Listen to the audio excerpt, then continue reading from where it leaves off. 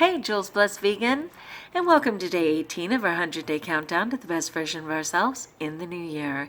As always, I'm thrilled that you're checking in, and for those of you who just joined us, you are right on time. There is never a better moment than now than to choose wellness. Exactly. Take those off. I just got home after going 90 miles down the hill. I call it down the hill, but to the LA basin where I used to teach. And we went to my previous school site because my husband was serving as Santa Claus. And, he's a phenomenal Santa Claus. He's just so authentic. The real beard, the real heart, the hearty ho-ho, the whole thing. And so he's so phenomenal. And, it's always lovely to go back. As you know, we can never go back.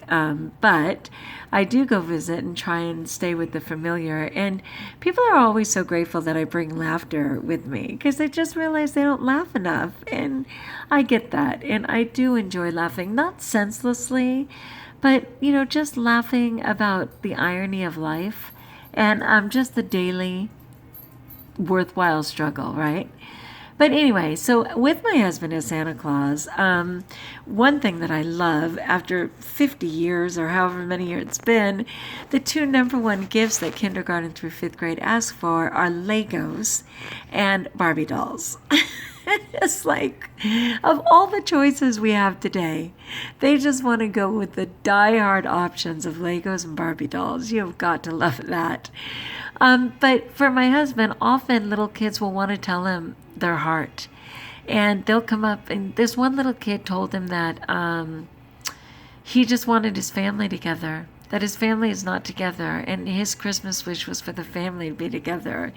And another little boy wanted his little sister healed. I guess she's been sick. And another little girl wanted her daddy home. And it's like those ones that just break my husband's heart. I mean, seriously. And this other child went up there. He was like second grade, had a belly, little heavy little guy, and like two siblings that were, tall and lean or whatever. And the grandmother and the mother, while they were getting ready to take the photo, were indicating to the little boy to suck in his stomach. And my husband leaned over and said, "Don't worry, Santa Claus has a belly too, and you can be happy and you're precious and you're loved," And so when we get back in the car after these, and we do a bunch, we do, and I say we because I'm definitely his partner, but we definitely go to different homes, senior homes and other school sites and whatever, all volunteer. And he'll get back to the car and he'll just be overwhelmed by the request, knowing that he's just posing as Santa Claus, and these people are putting their hope in him. And so we have the grace to pray. And that's why I labeled this that, Santa Claus, that God is the true Santa Claus. And so we literally just say, "Father, you heard these children's request. You know that, Dale is serving as Santa, but you are Santa Claus. And you can give that gift and you can answer that for these children, and we just trust God to do it." Not that many people call on God today.